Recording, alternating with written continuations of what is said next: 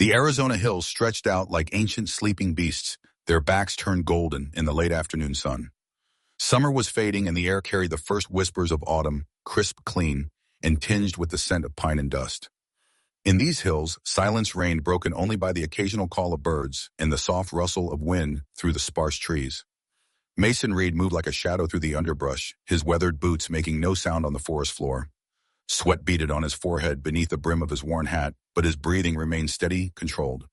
12 years in these hills had taught him patience. The deer he'd been tracking for the past hour had stopped to graze in a small clearing ahead, unaware of his presence. Mason raised his rifle slowly, squinting down the barrel. One clean shot was all he needed. In the stillness, he could hear his own heartbeat. Then a gunshot cracked the air. Not his. The deer bolted, vanishing into the trees. Mason tensed, lowering his rifle slightly. The shot had come from the east, maybe half a mile away. He waited, listening. A woman's scream tore through the silence. Mason didn't hesitate. Something deep and instinctual, something he thought he'd buried years ago, propelled him forward. He moved through the trees with the fluid grace of a man who knew these woods like the lines on his own palm, heading toward the sound. Another shot, closer now. Mason crested a small ridge and dropped to one knee, scanning the landscape below. There, a flash of white against the red-brown earth. A woman, her clothes torn to rags, running desperately through a dried creek bed. Behind her, 3 men on horseback, closing fast. Mason's jaw tightened. He didn't need to know the story to recognize a hunt when he saw one. Without thinking, he raised his rifle and fired a warning shot into the air. The horsemen reined in, hard heads swiveling toward the ridge where Mason stood. The woman stumbled, looking up with wild, terrified eyes before collapsing to her knees in exhaustion. Mason descended the ridge with deliberate steps, rifle held ready, but not aimed. As he drew closer, he could see the woman more clearly. Young, maybe mid-20s, with dark hair matted against her face. Her simple white dress was torn and filthy, and her feet were bare, bloody from the rough terrain. "This doesn't concern you, mister," called one of the horsemen, a burly man with a thick mustache and a city dweller's clothes that seemed out of place in the wilderness. "We're just retrieving some property." Mason stopped, positioning himself between the fallen woman and the riders. "Folks don't usually chase property with guns," he said, his voice low and graveled from disuse. "Not in these hills." "She's a runaway," said the leader, his hand resting too casually near his holstered pistol. "Stole something valuable. Her employer wants her back." Mason glanced back at the woman. She had managed to sit up, clutching a piece of white cloth to her chest. Her eyes met his, filled with desperation and something else, defiance. "Please," she whispered, her voice barely audible. "Don't." The leader of the horsemen spat into the dust. "Step aside, old man. This ain't your fight." Mason didn't move. 12 years of solitude had taught him to avoid other people's troubles. 12 years of nightmares had taught him the cost of getting involved. But something in the woman's eyes, something that reminded him of another woman long ago, kept his boots planted firmly in the Arizona dust. "I reckon it is now," he said. The leader's face darkened. He nodded to his companions. "Remember him. We'll be back." He turned his horse with a sharp jerk of the reins. "And you," he called to the woman, "the longer you run, the worse it'll be when we catch you." Mason stood motionless, watching as the 3 riders departed, disappearing over a rise in the direction of Eagle Crest, the mining settlement 10 miles to the west. When they were gone, he turned to the woman. She had slumped forward, her strength finally giving out. As Mason knelt beside her, he saw that the back of her dress was torn open, revealing a network of fresh welts and old scars. And something else, symbols, letter, brands burned and carved into her flesh. One in particular caught his eye, a familiar insignia, the badge of the 18th Tennessee Regiment of the Confederate Army. Mason's stomach turned at the sight, old memories threatening to surface. The woman stirred, her eyes fluttering open, to fix on Mason with feverish intensity. "Please," she repeated, her fingers gripping the cloth against her chest like it was her last connection to life itself. "Don't take it." "I won't," Mason assured her, his voice gentler than before. "Can you walk?" She tried to stand but swayed dangerously. Without another word, Mason scooped her up in his arms as carefully as if she were made of glass. She was light, too light, and burning with fever. Her head lolled against his shoulder as he began the long walk back to his cabin. The sun was setting by the time the familiar outline of Mason's home appeared among the pines. It was a simple structure, built by his own hands from the timber that grew on these hills. A porch wrapped around 2 sides and a stone chimney rose from the sloped roof. It wasn't much, but it had been his sanctuary for 12 years. Mason pushed the door open with his foot and carried the woman inside. The cabin was neat and sparsely furnished, a table and 2 chairs, a cast-iron stove, shelves lined with books and jars, and a narrow bed against the far wall. He laid her down gently on the bed, then moved to light the oil lamp on the table, casting the room in a warm amber glow. The woman remained unconscious, her breathing shallow. Mason gathered clean cloths, a basin of water, and the few medical supplies he kept on hand. As he began to clean her wounds, he was careful to keep the white cloth she clutched covered with a blanket, respecting her desperate plea. Hours passed. Mason worked methodically, cleaning each wound, applying salve where he could. The marks on her back told a story of prolonged cruelty, not just punishment, but systematic torture. He had seen such things during the war, but never on a civilian, never on a woman. When he reached for a particularly deep gash near her shoulder, the cloth she held shifted, revealing a corner of what looked like paper sewn into its lining. A single line of text was visible: Eagle Crest Mine, 187 souls. Mason frowned but did not investigate further. Everyone had their secrets in these hills. He of all people understood that. As night deepened, he built a fire in the stove, brewed coffee, and settled into the chair beside the bed to keep watch. The woman's fever seemed to break sometime after midnight. Her eyes opened briefly, darting around the unfamiliar surroundings before finding Mason's face. "You're safe," he told her simply. "Rest." She studied him for a long moment, as if trying to determine whether to believe him. Then, with a small nod, she closed her eyes again.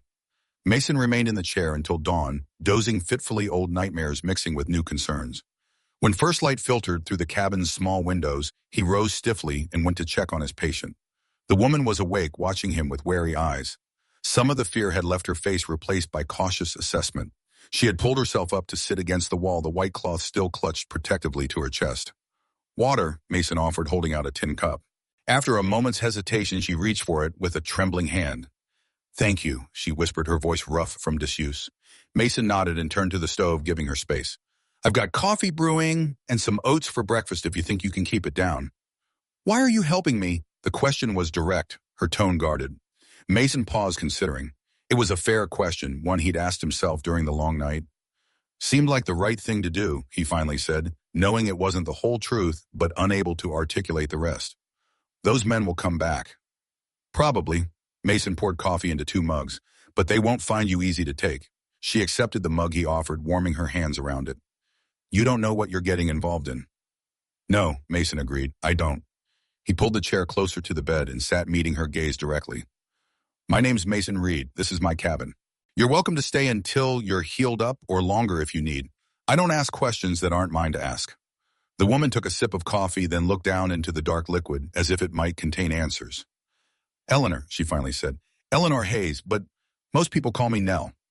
Mason nodded, accepting the introduction without pressing for more. "There's a creek about 50 yards behind the cabin. Water's clean. I can heat some for you to wash up if you'd like." "I would, thank you." They fell into silence, sipping their coffee as the morning light strengthened. Mason was not a man accustomed to company, and conversation did not come easily after so many years alone. But there was something about the quiet way Nell watched him assessing that made him think she understood more than most about the value of silence. Later, after providing Nell with hot water soap and some clean clothes that hung too large on her thin frame, Mason stepped out onto the porch to give her privacy. He stood at the railing, gazing out at the hills that had been his only companions for so long. The encounter with the horsemen troubled him. Not because he feared them, he had faced far worse in his time, but because it meant the world he'd left behind had found its way to his doorstep once again. The insignia he'd seen on Nell's back was no coincidence. The 18th Tennessee had been the regiment responsible for the massacre at Willow Creek, where Mason cut the thought short, unwilling to revisit that particular nightmare in the light of day. But the connection was there, undeniable. After 12 years of running from his past, it seemed his past had finally caught up with him.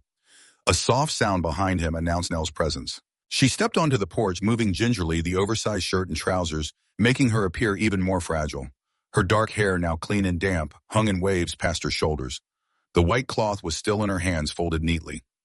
"The clothes were my wife's," Mason said, answering the unasked question. "She was taller than you." Nell's eyes widened slightly at this personal revelation.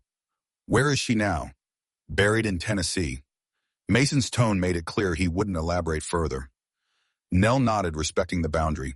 She moved to stand beside him at the railing, her gaze taking in the rugged landscape. "It's beautiful here," she said softly. "Peaceful. That's why I chose it." "How long have you been here?" 12 years. Mason studied her profile, noting the way her shoulders remained tense despite her apparent calm. "You're not safe standing out in the open like this." A bitter smile touched her lips. "I haven't been safe in a very long time, Mr. Reed." Mason, he corrected. Mason, she echoed, testing the name. You risked your life for a stranger yesterday. I owe you an explanation at least. He shook his head. You don't owe me anything. I do. Nell turned to face him fully. Those men work for Clayton Mercer. He owns the Eagle Crest Mining Company and most of the town that surrounds it. But what people don't see, what they don't want to see, is that behind the legitimate business is a forced labor camp. Men, women, even children working in conditions that... Her voice faltered. I've seen the marks, Mason said quietly. Nell's hand unconsciously moved to her shoulder where the worst of the scars lay.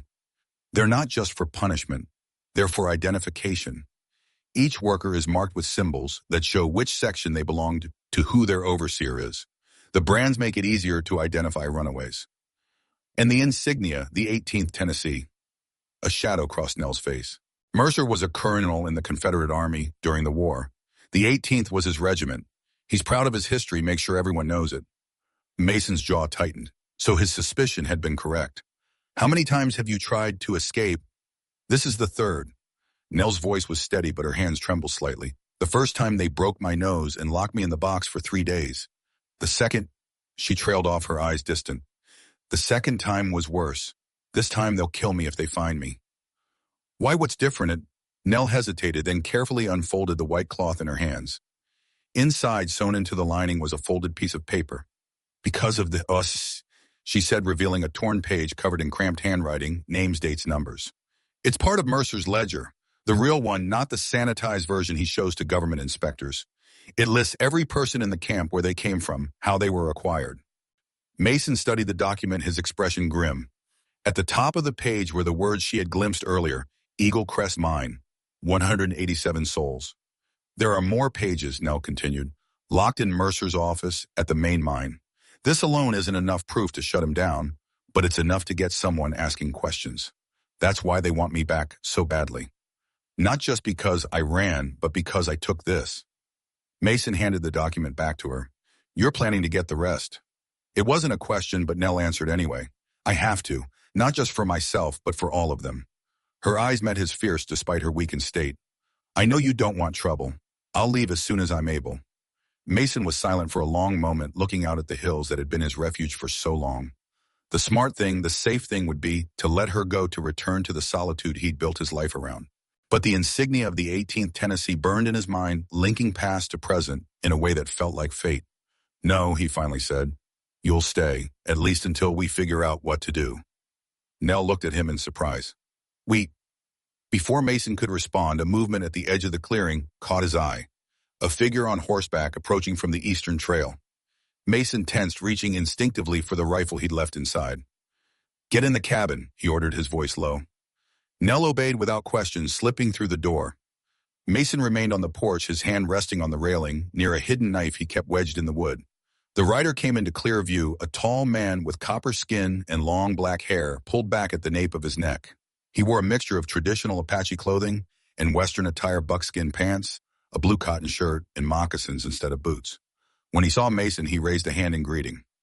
Mason relaxed slightly. Thomas, he called. Thomas Running Elk guided his horse to the front of the cabin and dismounted with fluid grace. Mason, he replied, his deep voice carrying easily across the clearing. Been a while. 3 months, Mason agreed, stepping down from the porch to meet his friend. Thomas glanced at the cabin, then back to Mason, a knowing look in his dark eyes. I see you have company. News travels fast. Always does. Thomas led his horse to the water trough beside the cabin. Mercer's men are combing the hills, saying they are looking for a thief who stole from the mine office. Is that so? Thomas nodded, his expression serious. They've got more than the usual number out searching, offering a reward too, $50 for information leading to her capture. Mason frowned. $50 was a month's wages for most working men in the territory. How'd you know she was here? A hint of amusement touched Thomas's lips. 12 years in these hills, and you still think I can't read sign? You carried someone from the eastern ridge. The tracks weren't hard to follow. Anyone else notice? No, I made sure of it. Thomas lowered his voice. But that's not the only reason I came. There's word that Mercer's planning to shut down the main operation, moving everything deeper into the territory away from prying eyes. Mason's brow furrowed. When 7 days, federal inspectors scheduled to arrive next week, Mercer got tipped off. Thomas glanced again at the cabin. If she's planning anything, it needs to happen before then. Once they move, those people disappear forever. The door of the cabin creaked open, and Nell stepped out, her stance wary but determined. I heard, she said simply. Thomas studied her with careful eyes. You're the one they're hunting. Yes, Nell straightened despite the obvious pain it caused her. I'm Eleanor Hayes. Thomas inclined his head slightly. Thomas Running Elk. I'm a friend of Mason's. His only friend from what I can tell, Nell remarked, a hint of wry humor breaking through her caution. Thomas's mouth twitched in what might have been a smile. Mason values his solitude, most days. Mason cleared his throat. Thomas knows these hills better than anyone. His people lived here for generations before the rest of us arrived. My mother was Apache, Thomas explained. My father was a cavalry officer stationed at Fort Whipple. I walk in both worlds, which has its uses. Nell nodded, understanding the implication. Can you help us get into the Manaim, us? Thomas raised an eyebrow, looking to Mason. Mason met his friend's gaze steadily. The 18th Tennessee, he said simply. Understanding dawned on Thomas's face. He knew enough of Mason's history to recognize its significance. Mercer, he said. Yes. Thomas was quiet for a moment, considering. There's an old tunnel, he finally said, dug during the first silver rush before Mercer's time. The entrance is hidden in a dry wash about 2 miles from the main compound. Most have forgotten it exists. Does it lead to the offices? Nell asked, hope kindling in her eyes. Close enough, but getting in is one thing. Getting out? Thomas shook his head. Mercer has 30 armed men patrolling the compound at all times. More during shift changes. We have 7 days to figure it out, Mason said. Less if we want to be sure. Nell looked between the two men, her expression a mixture of gratitude and disbelief. Why are you helping me, both of you? You don't even know me. Thomas glanced at Mason, then back to Nell. I've seen what happens at Eagle Crest. My cousin disappeared 3 years ago. Last month I found his body in a ravine 5 miles from the mine with one of Mercer's brands on his back. Nell's face softened with understanding. I'm sorry. Thomas nodded in acknowledgement. And Mason? He began, then stopped, leaving the explanation to his friend. Mason shifted uncomfortably. He wasn't a man who shared his past easily, even with those he trusted. But Nell deserved to know what she was getting into and with whom. I served in the Union Army during the war, he said, his voice low. Saw things, did things that can't be undone. After I worked with the Freedmen's Bureau in Tennessee, helping former slaves establish new lives. He paused, the memories pushing against the walls he'd built around them. There was a village called Willow Creek. Freed people building something new. I was there when the 18th Tennessee arrived. Nell's breath caught. Mercer's regiment. Mason nodded, his eyes distant. They burned the village. Killed everyone they could find. Men, women, children. His voice grew rough. There was a young woman named Clara. She died in my arms, trying to protect her child. A heavy silence fell over the three of them. The wind whispered through the pines, carrying the scent of dust and sage. I couldn't save them then, Mason finally continued. Maybe this is a second chance. Nell studied him, a new understanding in her gaze. What happened to the child, Clara's child? Mason shook his head. I don't know. In the chaos, I looked but never found her. Always hoped she got away somehow. He straightened as if physically pushing the memories back. That was a lifetime ago. Right now we need to focus on Mercer and those people at Eagle Crest. Thomas nodded in agreement. I should go. The longer I stay, the more likely someone notices. He turned to Nell. Rest, heal. You'll need your strength. To Mason he added, I'll be back tomorrow with more information about the tunnel and the patrol schedules. As Thomas mounted his horse, Mason stepped closer. Watch yourself. Mercer's men know you've helped runaways before. Thomas smiled grimly. Let them come looking. The hills have ways of swallowing men whole. With a nod to Nell, he turned his horse and rode back the way he had come, soon disappearing among the trees. Mason and Nell stood in silence, watching until Thomas was gone. The sun had risen high, casting short shadows across the clearing. A hawk circled overhead, its cry piercing the stillness. You should rest, Mason finally said, turning to Nell. Your wounds need time to heal. Nell nodded, but her eyes remained on the path where Thomas had disappeared. 7 days isn't much time. It's enough, Mason assured her, though he wasn't certain himself. Come inside, we'll talk more after you've rested. As they entered the cabin, Mason felt a strange sense of displacement. For 12 years, this small space had been his alone, a fortress against the world and its complications. Now with Nell's presence, something had shifted. The walls seemed less confining, the silence less absolute. He watched as she settled carefully onto the bed, her movements betraying the pain she tried to hide. Despite everything, there was a quiet strength about her that reminded him of another time, another woman. Clara, Nell said softly as if reading his thoughts. You said she died protecting her child. How old was the child? Mason blinked, surprised by the question. Young, maybe 4 or 5 years old. A little girl. Nell nodded, her eyes distant. Thank you for telling me about her, about Willow Creek. It's not a story I tell often. I can see why. Nell arranged the blanket over her legs, her fingers tracing patterns on the worn fabric. We all have stories we'd rather forget. Mason moved to the stove, adding wood to the dying fire. Some stories follow you no matter how far you run. Yes, Nell agreed, a deep sadness in her voice. They do. As Mason prepared a simple meal of beans and cornbread, Nell drifted into an exhausted sleep. He worked quietly, his thoughts turning to the task ahead. Eagle Crest Mine was a fortress in its own right, with armed guards and the backing of corrupt officials. Even with Thomas's help, getting in and out alive would require more than just courage. It would require a miracle. And yet, as he glanced at the sleeping woman, Mason felt something he hadn't experienced in years: purpose. For too long, he had existed rather than lived, haunted by the ghosts of Willow Creek and all the other horrors the war had shown him. Now fate had offered a chance at redemption, or perhaps, at long last, peace. The afternoon passed quietly. Mason tended to chores around the cabin, keeping one eye on the trail for any sign of Mercer's men. Nell slept deeply, her body desperately needed the rest to heal. When she finally woke, the sun was beginning to set, casting long shadows across the cabin floor. Mason helped her to the table where a bowl of bean stew waited. They ate in comfortable silence, the kind that grows between people who understand that not every moment needs words to fill it. As darkness fell, Mason lit the oil lamp and placed it on the table between them. The warm glow softened the cabin's rough edges, creating a small island of light in the gathering night. Tell me about the camp, Mason said finally. How many people are there? Nell set down her spoon, her appetite apparently satisfied for now. At last count 187. Men, women, a few children. Most are former slaves or immigrants who were promised good jobs and fair pay. Some are drifters who were in the wrong place at the wrong time. And you, how did you end up there? A shadow crossed Nell's face. I was looking for information. About Willow Creek, about the 18th Tennessee. She hesitated, then met Mason's gaze directly. About Clara. Mason's hand tightened around his coffee mug. Why, because Nell began, but was interrupted by a sound outside, a branch snapping too loud to be wildlife. Mason was on his feet instantly, extinguishing the lamp with a quick breath. He moved to the window, staying to the side as he peered out into the darkness. Nell remained at the table perfectly still, her eyes wide. What is it? She whispered. Mason raised a finger to his lips, listening intently. The night had gone silent, no insects, no nightbirds. Something or someone had disturbed the natural rhythm of the forest. He reached for his rifle, propped beside the door, and checked that it was loaded. Stay here, he murmured. If anything happens, there's a trap door under the rug.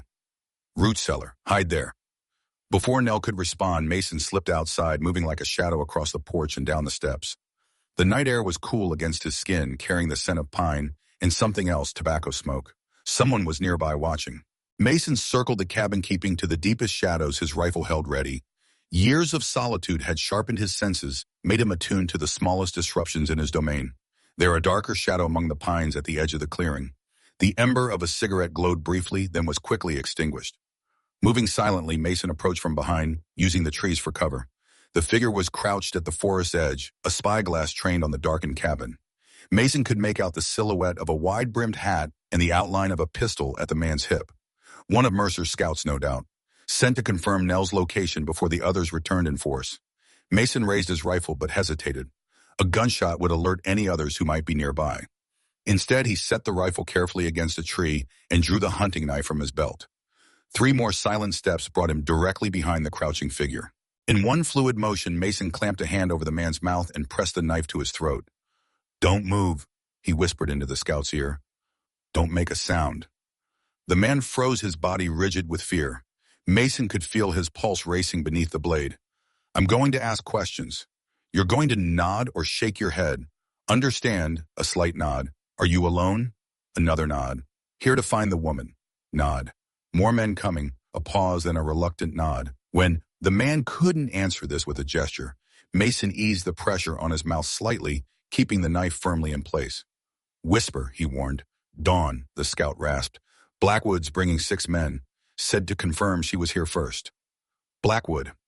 Mercer's foreman, the one who marks them.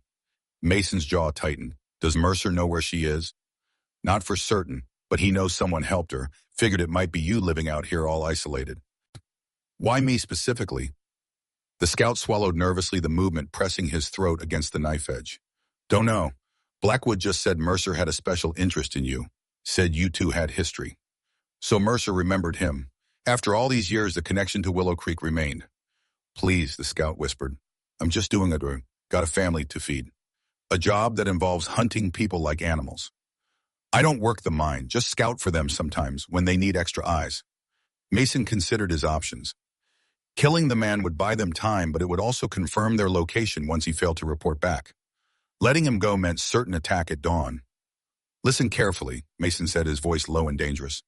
You're going to leave these hills tonight. You're going to tell Blackwood that you searched this area and found nothing. The woman must have gone north toward the territorial border. Understand? The scout nodded vigorously. If I see you or any of Mercer's men within 5 miles of this cabin again, I won't be so merciful. And believe me, I'll know if you're near. I understand, the scout whispered. I swear. Mason removed the knife but maintained his grip on the man. Go. Now, don't look back. He released the scout, who stumbled forward, gasping. Without a backward glance, the man hurried into the darkness, disappearing among the trees. Mason retrieved his rifle and made his way back to the cabin. Nell was waiting at the door, a kitchen knife clutched in her trembling hand. Relief flooded her face when she recognized him. What happened? She asked as he stepped inside. I heard voices. Mason secured the door behind him and moved to light the lamp again. Scout, he explained, setting his rifle aside. Checking if you were here before they bring more men at dawn. Nell's face paled. Did you? No, sent him off with false information, but it won't fool them for long. Mason ran a hand through his graying hair. We need to move, tonight. Where? I have a place, higher up in the hills. Old trapper's cabin I found years ago. Fixed it up as a shelter for winter hunting trips. Mason was already moving around the cabin, gathering essentials, ammunition, food, medical supplies.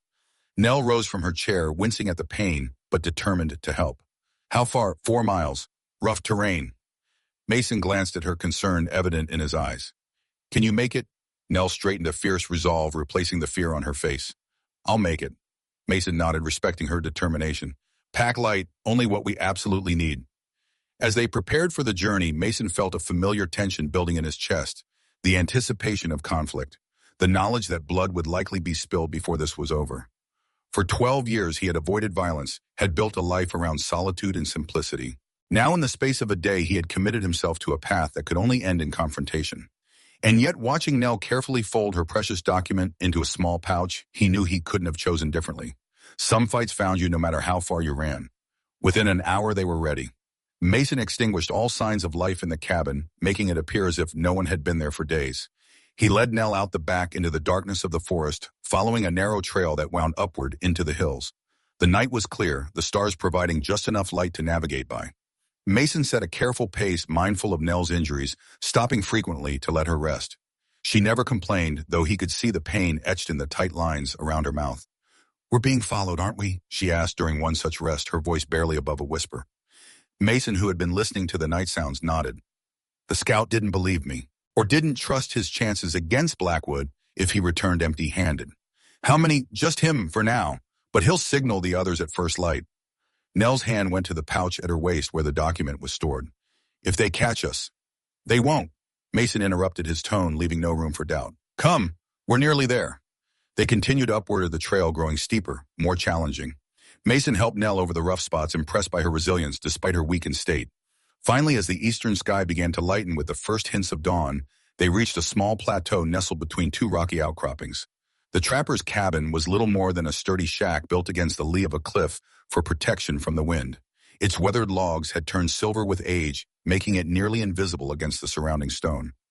Mason led Nell inside, securing the heavy wooden door behind them. The interior was simple but functional.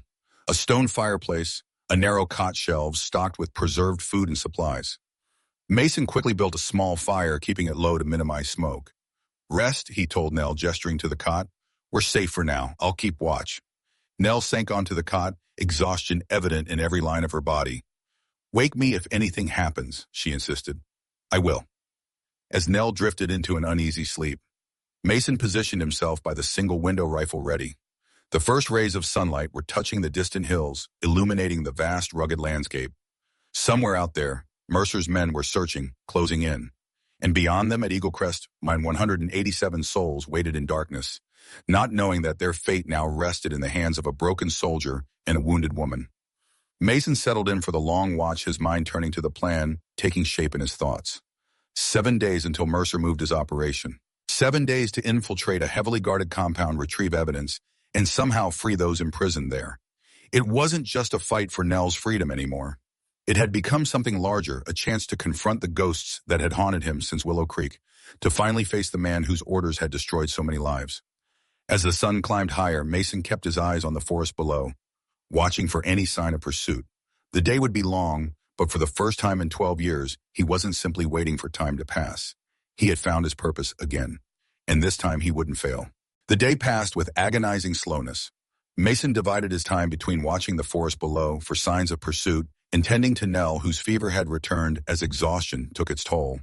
The small cabin grew warm as the Arizona sun climbed higher, its heat penetrating the sturdy logs despite the shade of the cliff. By mid-afternoon, Mason had spotted 2 search parties in the distance, small groups of men combing the lower hills with methodical precision. They hadn't yet discovered the trail leading to the trapper's cabin, but it was only a matter of time. These weren't ordinary men. They were hunters accustomed to tracking prey through difficult terrain. Nell stirred on the cot, her eyes opening to find Mason at the window. "They're coming," she said. It wasn't a question. "Not yet," Mason replied, not turning from his vigil. "But they're looking." Nell pushed herself up, wincing at the pain that flared across her back. The wounds had begun to heal, but movement still brought sharp reminders of what she'd endured. "How long before they find us?" "If we're lucky, nightfall. If not—" Mason let the thought hang unfinished.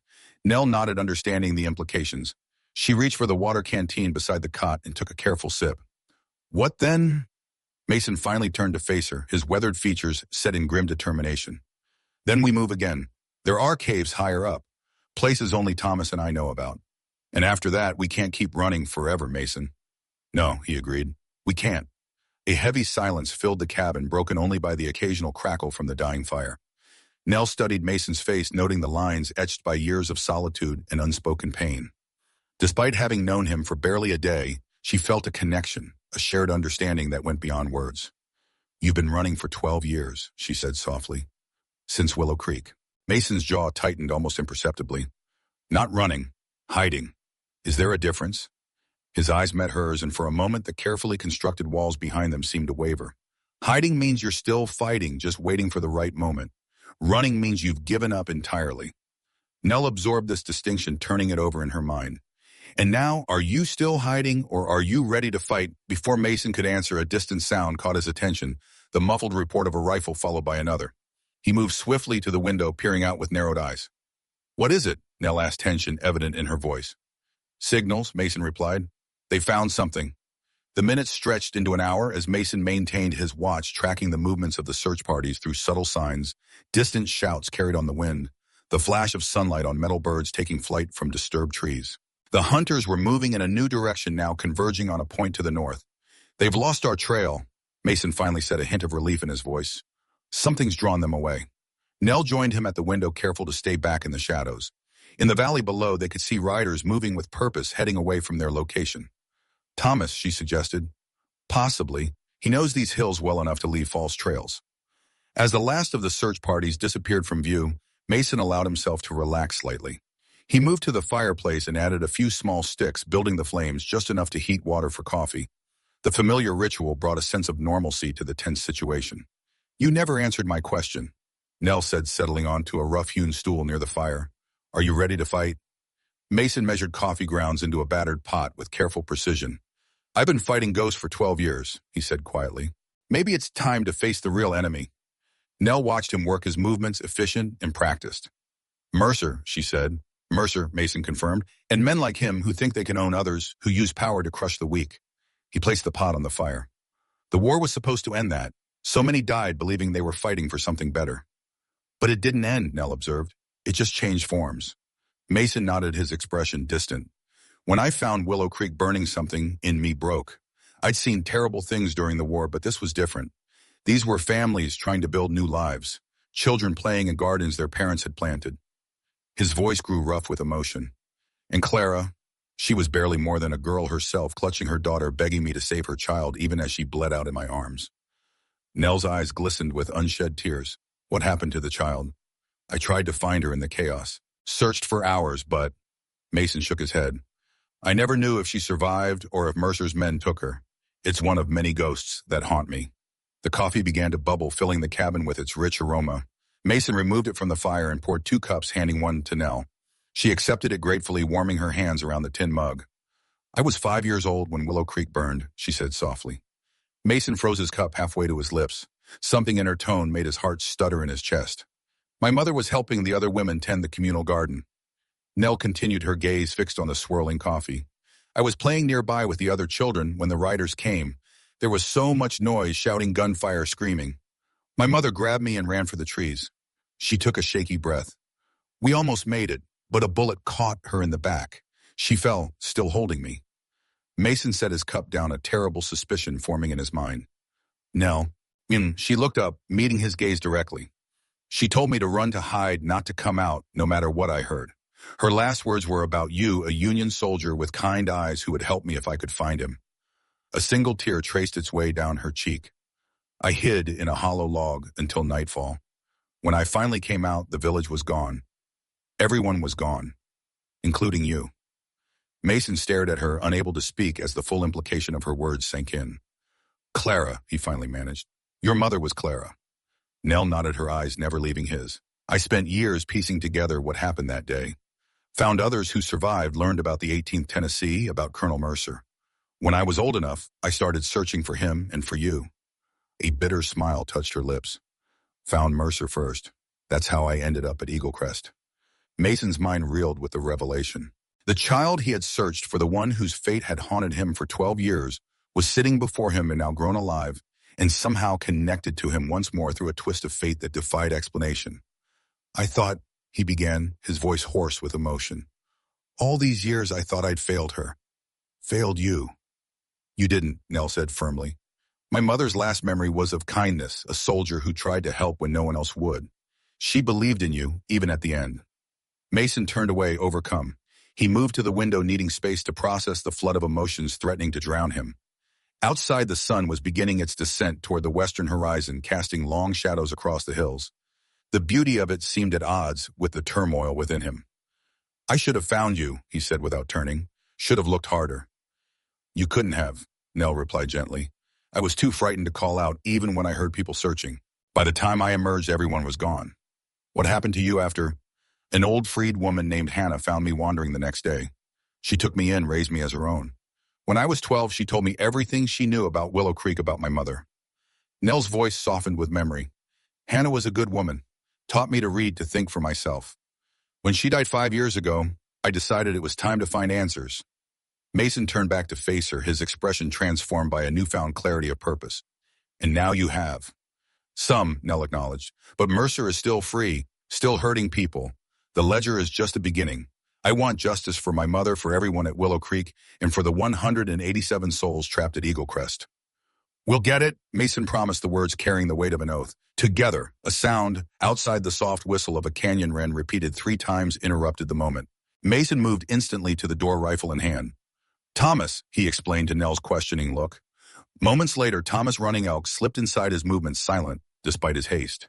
His face was drawn with exhaustion, and a long scratch marked his left cheek.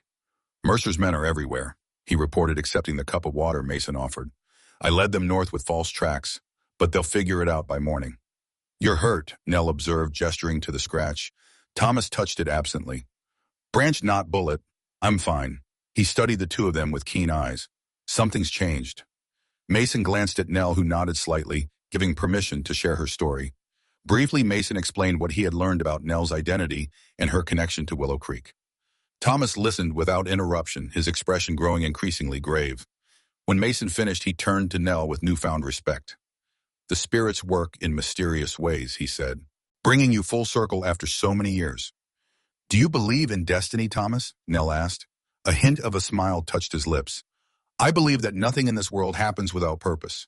Even the greatest suffering can lead to healing if we're brave enough to face it. Mason cleared his throat, bringing the conversation back to more immediate concerns. What about the mine? Were you able to scout the tunnel? Thomas nodded, his demeanor shifting to one of businesslike efficiency. It's still there, hidden by rockfall at the entrance, but passable once you're inside. I marked the path with white stones. He reached into his leather satchel and withdrew a folded piece of paper. I also made this. Spreading the paper on the small table, Thomas revealed a detailed map of the Eagle Crest compound. He had sketched the layout with remarkable precision. The main shaft processing buildings, barracks for the guards, the long, low structures where the workers were kept, and most importantly, the administrative building where Mercer's office was located. The tunnel comes out here, he explained, pointing to a spot behind a storage shed, 50 yards from the main office.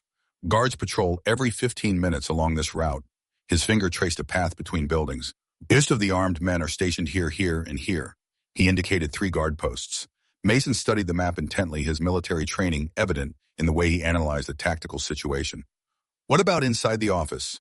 2 rooms, Thomas replied. Outer office where a clerk works during the day but empty at night. Inner office is Mercer's domain. Safe is behind the desk under a painting of a battle scene. Gettysburg, Nell added. He's proud of having fought there, though his regiment broke and ran during Pickett's charge. The ledger would be in that safe. Can you open it? Mason asked her. A determined smile crossed Nell's face.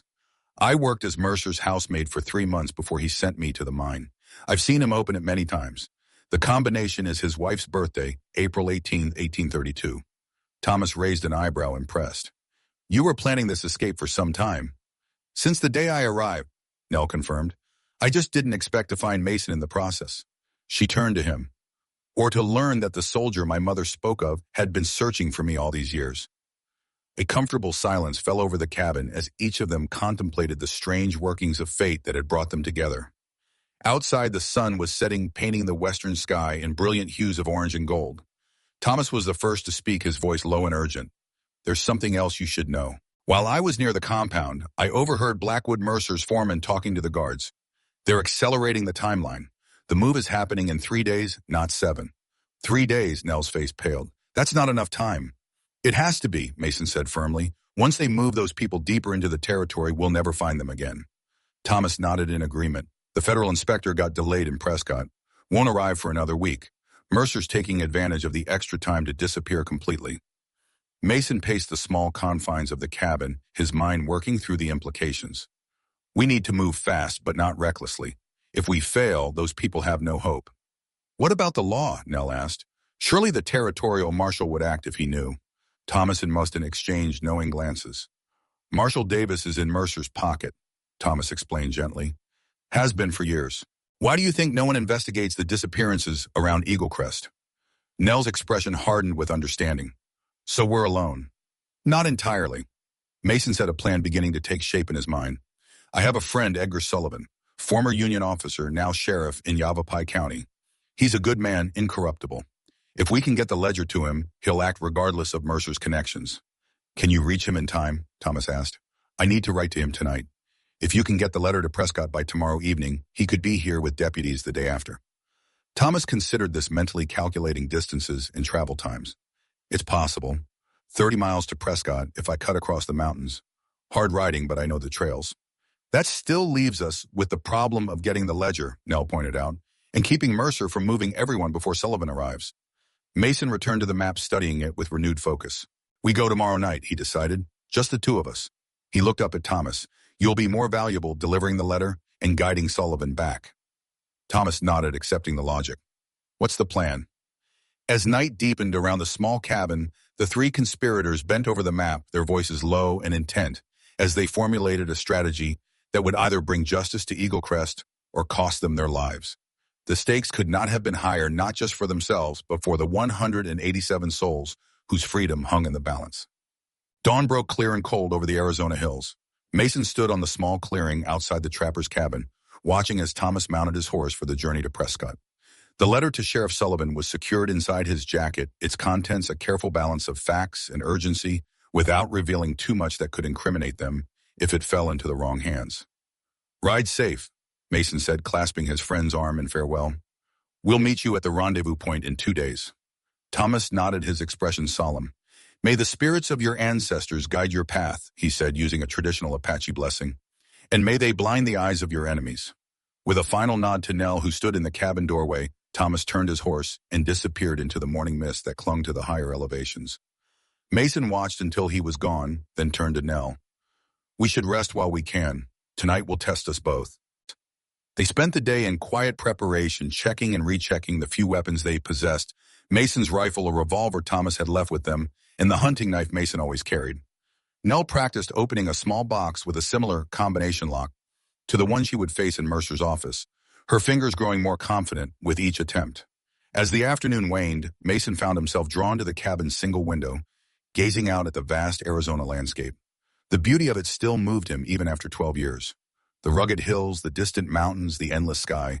It was a harsh land, unforgiving of weakness, but it offered freedom to those strong enough to embrace its challenges. It's beautiful, isn't it? Nell said, coming to stand beside him. I can see why you chose this place. Mason nodded.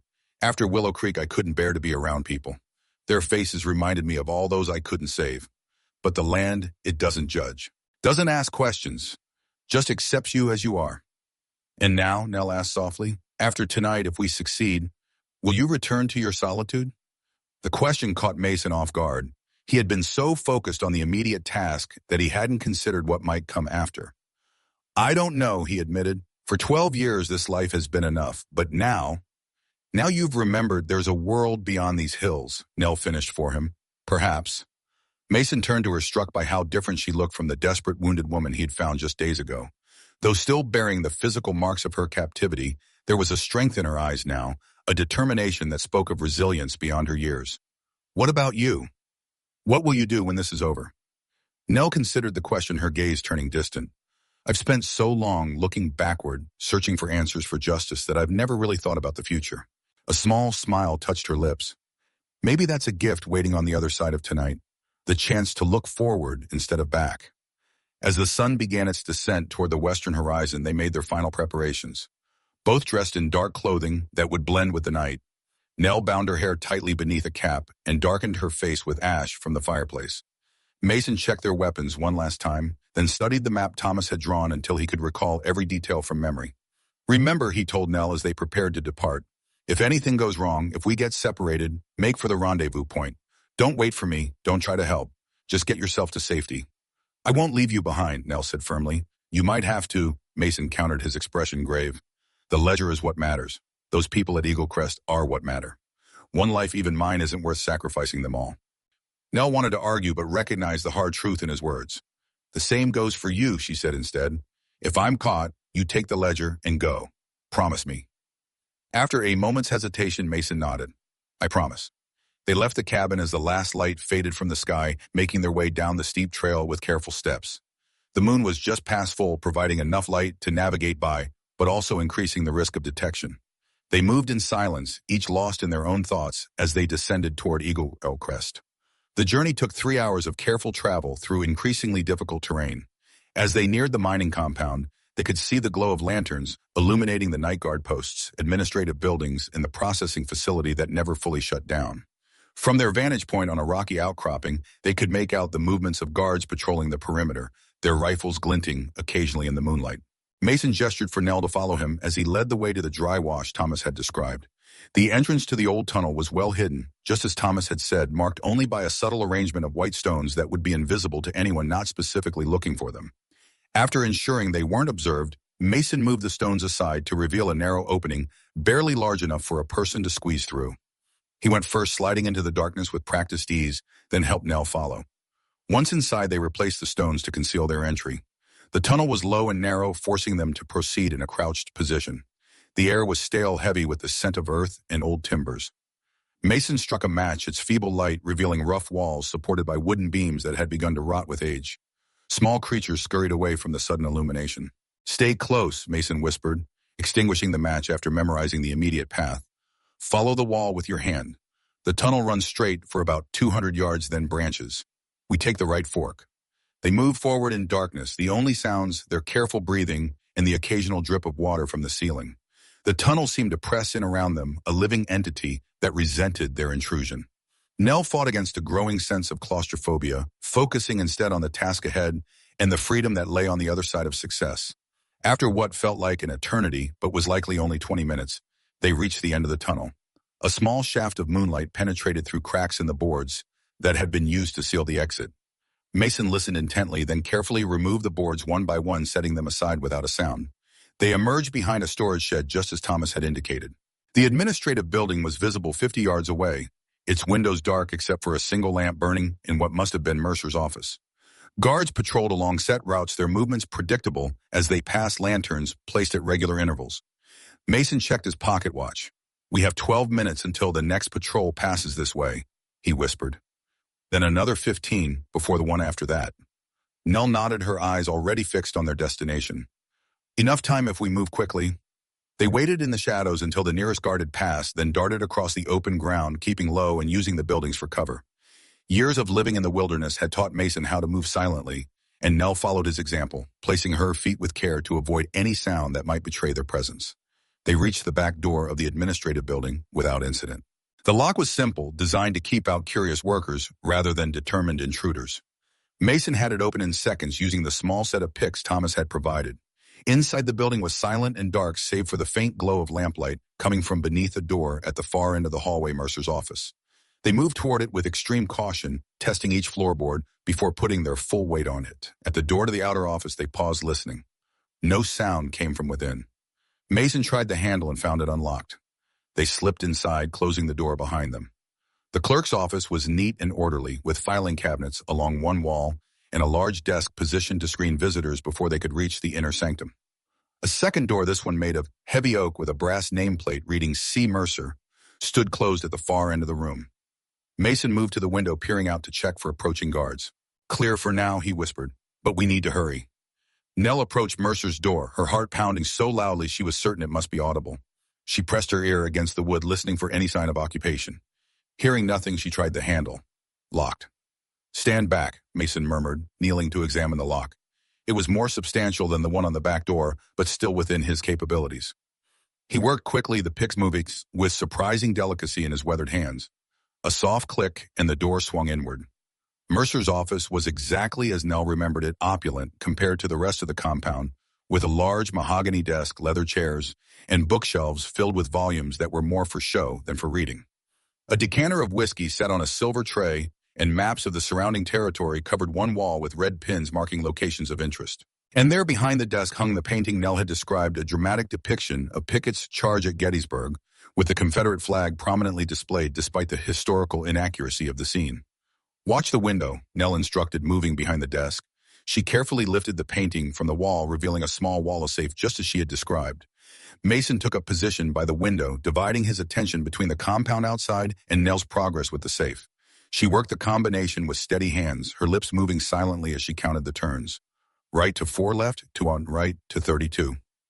A soft click and the safe door swung open. Inside were stacks of papers, bundles of caution, and a small leather-bound book. Nell reached for the book, her fingers trembling slightly as she withdrew it. "This is it," she whispered, flipping it open to confirm. Mercer's real ledger. The pages were filled with neat columns of names, dates, and amounts. Each entry represented a person reduced to property, a life valued only for the labor it could produce.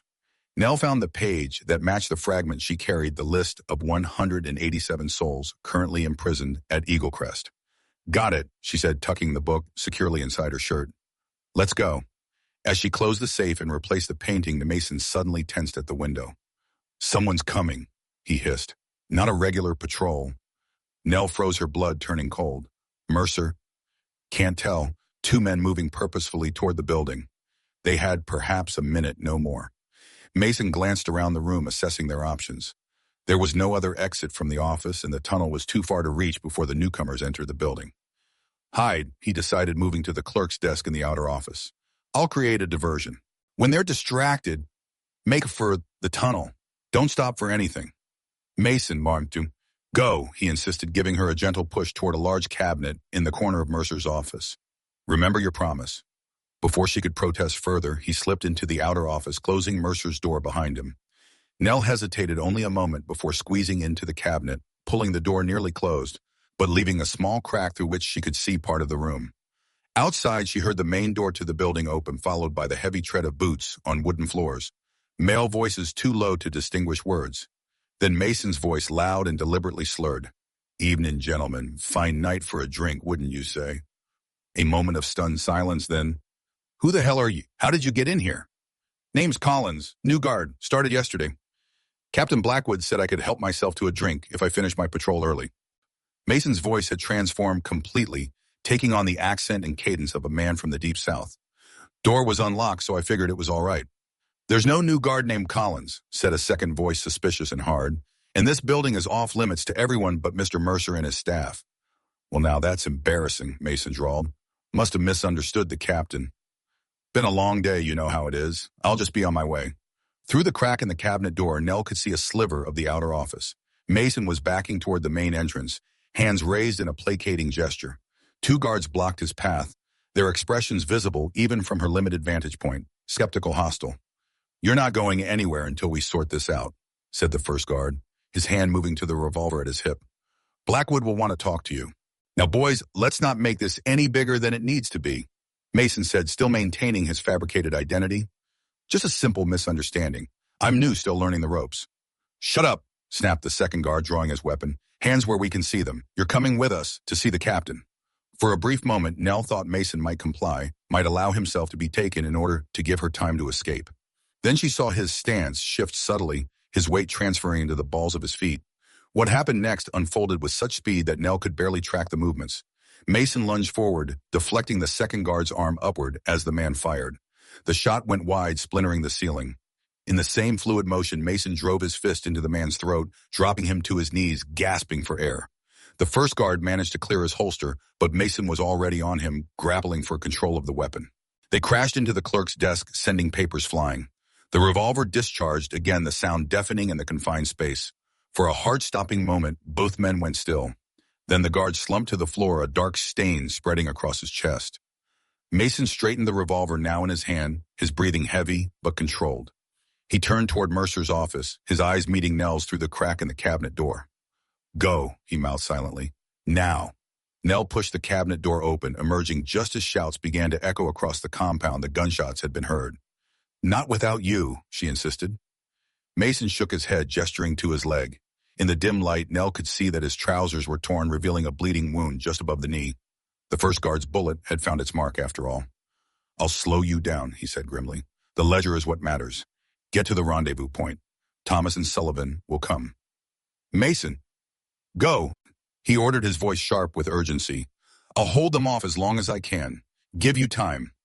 Outside lanterns were moving toward the administrative building, guards responding to the alarm. They had perhaps a minute before the place would be swarming with armed men. Nell made her decision. Crossing to Mason, she pressed something into his hand, the fragment of the ledger she had carried since her escape. In case they take the book, she explained, at least Sullivan will have this much proof. Then, before she could lose her courage, she leaned forward and pressed a quick kiss to his weathered cheek. Stay alive, she whispered fiercely. I didn't find you, after all these years, just to lose you now. With that, she was gone, slipping out the back door into the night. Mason watched her go, a complex mixture of emotions crossing his face before it settled into a mask of grim determination. He checked the revolver's cylinder, 4 shots remaining, and positioned himself where he could cover both entrances to the building. As the first guards burst through the main door, Mason Reed prepared to make his final stand, not for himself, but for a promise made 12 years too late, and for the daughter of a woman who had died in his arms. Nell ran through the darkness, her heart pounding with fear and grief. Behind her, the sounds of gunfire erupted from the administrative building, Mason buying her time with his life. Every instinct screamed at her to turn back to help him, but she forced herself onward, clutching the precious ledger against her chest. The storage shed loomed ahead, and beyond it, the entrance to the tunnel that would lead her to safety. She reached it without being spotted, slipping inside and replacing the boards as best she could with trembling hands. The darkness of the tunnel enveloped her, absolute and disorienting. She felt her way forward, fighting panic as the sounds of pursuit faded behind her. Mason's instructions echoed in her mind. Follow the wall, right fork, 200 yards. Time lost meaning in the lightless passage. Nell moved as quickly as she dared, painfully aware that each second might be Mason's last. The ledger pressed against her ribs, a constant reminder of why she couldn't turn back. 187 lives depending on her success. When she finally emerged from the tunnel into the moonlit night, she allowed herself a moment to catch her breath, listening for any sign of pursuit. The mining compound was in chaos, lanterns moving in all directions as guards searched for intruders. In the distance, she could still hear the sporadic gunfire from the direction of the administrative building. Steeling herself against the thought of what might be happening to Mason, Nell turned and began the long journey toward the rendezvous point Thomas had designated a small cabin on the banks of the Verde River, 15 miles to the east. If all went according to plan, Thomas would meet her there the following evening with Sheriff Sullivan. But plans, as Nell had learned throughout her life, rarely survived contact with reality. She had covered perhaps 5 miles, keeping to the shadows and avoiding the main trails when she heard the sound she had been dreading, hoofbeats approaching from behind. Mercer's men had picked up her trail. Nell increased her pace, but she knew she couldn't outrun horses, not in this terrain, not in her condition. The wounds on her back had reopened during her flight, and exhaustion was beginning to take its toll. She needed to hide to find a place where mounted pursuers couldn't follow. A rocky outcropping appeared ahead, offering the possibility of shelter. Nell scrambled toward it, her breath coming in ragged gasps. The hoofbeats were growing louder, at least 3 riders moving at a steady trot. The outcropping turned out to be the entrance to a narrow ravine too tight for horses to navigate, but just wide enough for a person. Nell squeezed through the opening, scraping her shoulders painfully against the rough stone walls, and found herself in a natural channel carved by centuries of flash floods. She pressed herself against the wall, trying to control her breathing as the riders approached. Their voices carried clearly in the night air. "Tracks lead this way," said one, his tone confident. "Can't be far ahead." "Blackwood wants her alive," replied another. "Mercer's orders."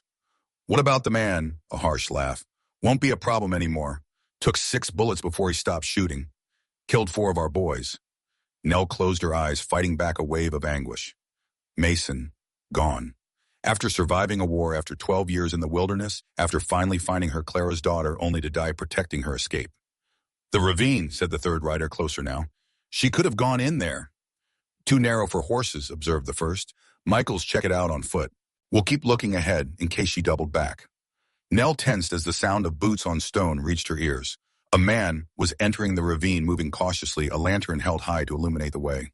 She pressed herself into a small hollow in the wall, praying the shadows would be deep enough to conceal her. The light grew brighter, casting long shadows that danced across the stone walls. Nell held her breath, one hand pressed against the ledger hidden beneath her shirt, the other gripping a sharp stone. She had found a poor weapon, but the only one available. The man Michaels was only a few yards away now, his breathing audible in the confined space. The lantern light swept across the ravine floor, searching for tracks, for any sign of recent passage. It was only a matter of moments before it would find her. A sound from further down the ravine, small stones clattering down the wall, drew the man's attention. The light swung away from Nell, pointing deeper into the channel. "Who's there?" Michaels called, his voice echoing off the stone walls. "Show yourself." When no response came, he moved forward cautiously, the lantern extended before him like a shield. As he passed Nell's hiding place, his attention fixed on whatever had made the noise. She saw her chance. Rising silently, she brought the stone down on the back of his head with all the strength she could muster. Michaels crumpled, without a sound, the lantern falling from his grasp. Nell caught it before it could shatter, plunging the ravine back into darkness. For a moment, she stood frozen, listening. The other riders were still nearby, their voices carrying faintly from further along the trail. She needed to move, but which way? Back the way she had come, where the riders might be waiting, or deeper into the ravine where it might narrow to nothing, trapping her. The decision was made for her when one of the riders called out, "Michaels, you find anything?" With no time to deliberate further, Nell extinguished the lantern and moved deeper into the ravine, feeling her way along the rough walls. The channel twisted and turned, sometimes so narrow she had to turn sideways to pass, other times opening into small chambers where flash floods had carved out deeper pools. Behind her, she could hear voices growing more concerned at Michael's continued absence. Soon they would come looking for their companion, and when they found him unconscious, or worse, if she had struck harder than she intended, the hunt would intensify. After what felt like hours but was likely only 20 minutes, Nell felt a change in the air, a freshness that suggested an opening ahead. The ravine had led her through the heart of a small mesa and was about to emerge on the other side. She approached the exit, cautiously aware that she would be silhouetted against the night sky for anyone watching. The opening revealed a steep slope leading down to a stand of juniper trees, beyond which lay open country illuminated by moonlight. Taking a deep breath, Nell began her descent, careful to keep low and use the sparse vegetation for cover. If she could reach the trees, she might be able to circle back toward the rendezvous point without being spotted. A shot rang out, the bullet striking the ground near her feet. Nell froze, her hair seeming to stop in her chest. "That's far enough," called a voice from the darkness. "Next one won't miss." From the shadows beneath the junipers emerged a figure Nell recognized instantly, even in the dim light. Samuel Blackwood, Mercer's foreman, and the man directly responsible for the scars on her back. He held a rifle aimed steadily at her chest. You've led us on quite a chase, Miss Hayes, he said, his voice carrying a false pleasantness that was more terrifying than open rage. Mr. Mercer is very eager to continue your conversation. Mercer is a murderer, Nell replied, her voice surprisingly steady despite her fear. A slaver, a war criminal. Blackwood shrugged, unmoved by the accusations. He's also the man who pays my salary. Now you have something that belongs to him. I suggest you hand it over before things get unpleasant. Nell's hand moved instinctively to her shirt where the ledger was concealed. Blackwood noticed the gesture and smiled thinly. That's right, the book. Give it to me, and perhaps Mr. Mercer will be merciful. We both know there's no mercy in Mercer, Nell said, stalling for time as she desperately tried to think of a way out. Not for me, not for anyone who crosses him. True enough, Blackwood admitted with chilling candor. But there are degrees of suffering, Miss Hayes. Quick or slow, your choice. Nell glanced around, assessing her options. The slope behind her was too exposed she'd be shot before she could reach the ravine again. The junipers offered some cover, but Blackwood stood between her and the trees, his rifle unwavering. Your friend made his choice.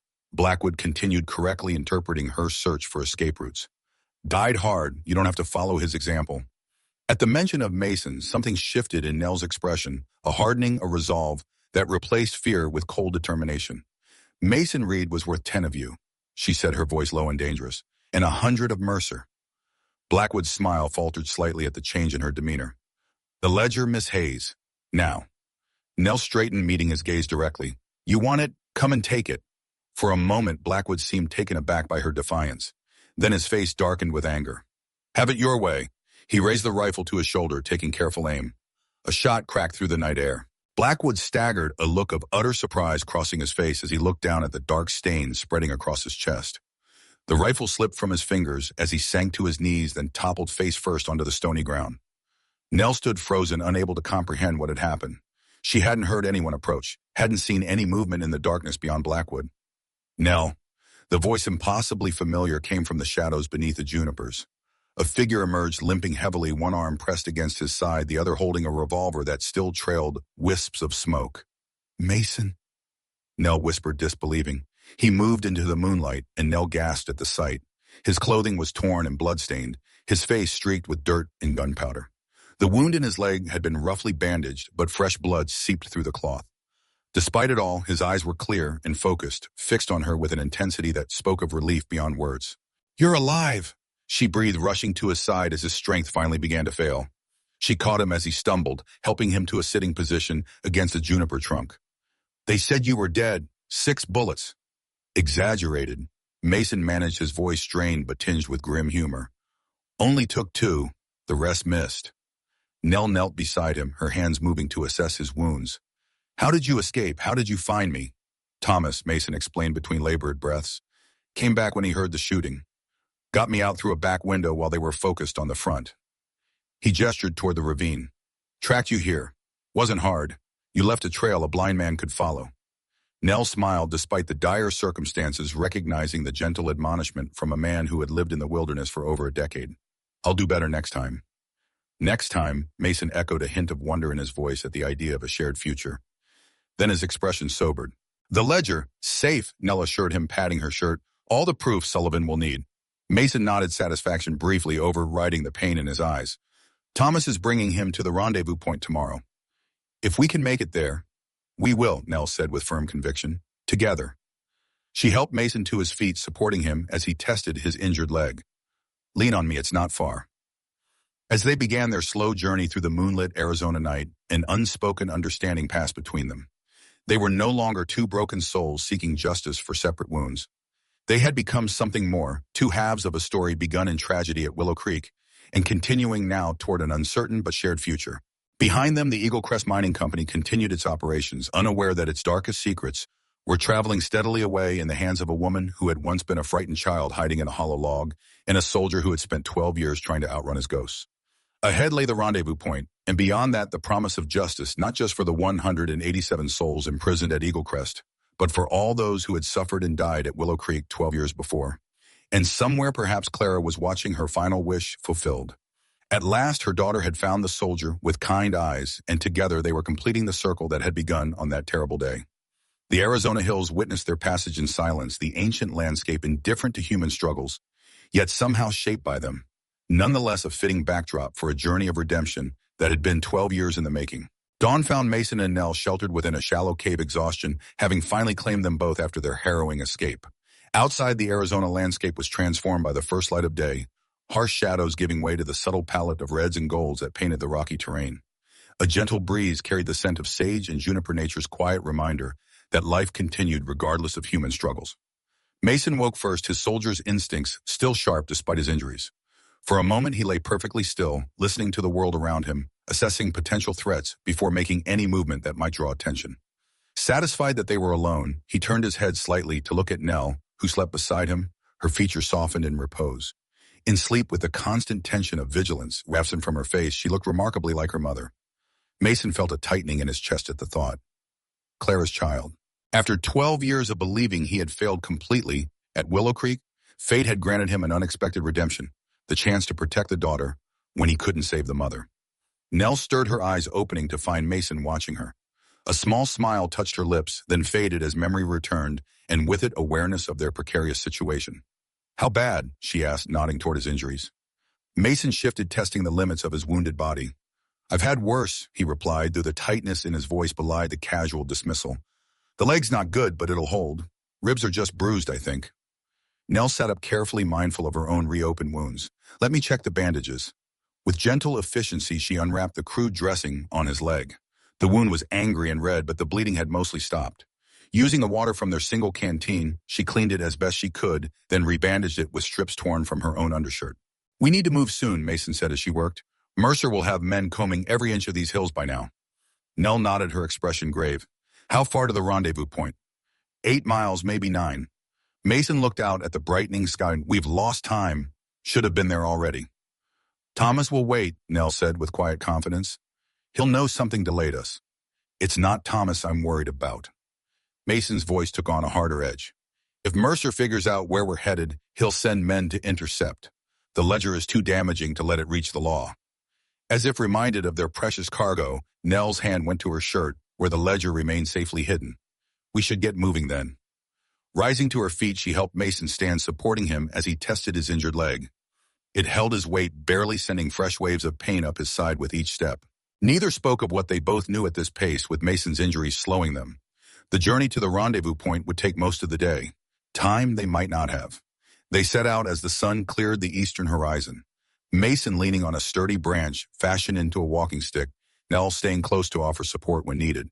Their progress was painfully slow. Each step a careful negotiation between speed and stealth, between Mason's dwindling strength and the unforgiving terrain. By midday, the heat had become another enemy. The Arizona sun beat down mercilessly, drawing precious moisture from their bodies, with no water source in sight to replenish it.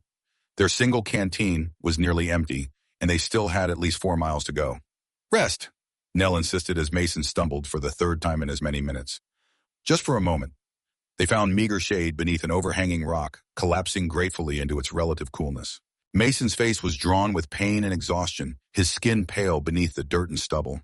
The crude bandage on his leg had begun to seep blood, again a worrying sign. Nell offered him the last of their water, which he accepted with reluctance, taking only a small sip before handing it back. Keep it, he said. You'll need your strength. So will you, she countered, but didn't press the issue. They sat in silence for a few minutes, each lost in their own thoughts. The vast landscape stretched out before them, indifferent to their suffering, yet somehow comforting in its constancy. These hills had witnessed countless human struggles over the centuries, would witness countless more long after they were gone. Tell me about her, Mason said suddenly, his voice soft but clear in the stillness. Your mother, Clara.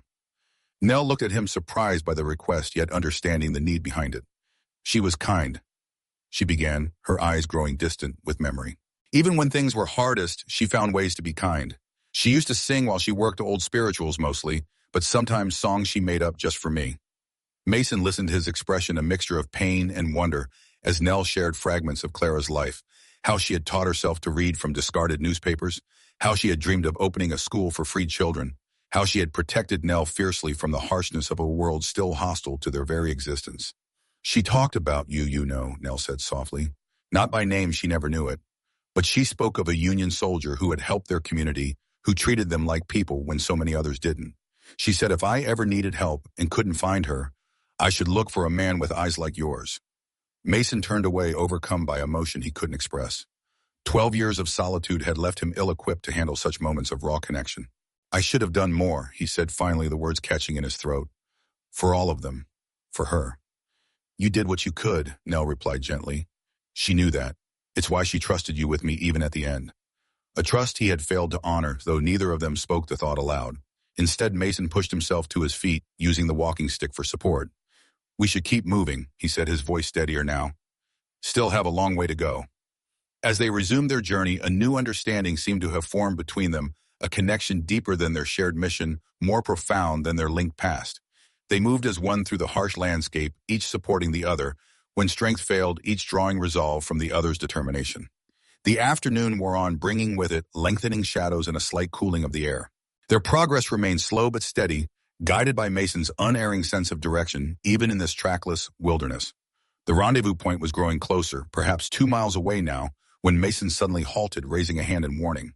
Nell froze beside him, instantly alert. What is it? Mason didn't answer immediately, his head cocked slightly as he listened to something beyond the range of Nell's perception. Then she heard it too, the faint but unmistakable sound of horses moving at a walk somewhere ahead of them. Down, Mason whispered, pulling Nell with him into the shelter of a scrubby juniper thicket. They lay perfectly still as the sounds grew closer, multiple riders moving cautiously along the faint trail that led toward the Verde River, toward the rendezvous point. Mercer's men, Nell breathed, her lips close to Mason's ear. Maybe, he replied, equally quiet. Or Sullivan's deputies. Can't tell from here.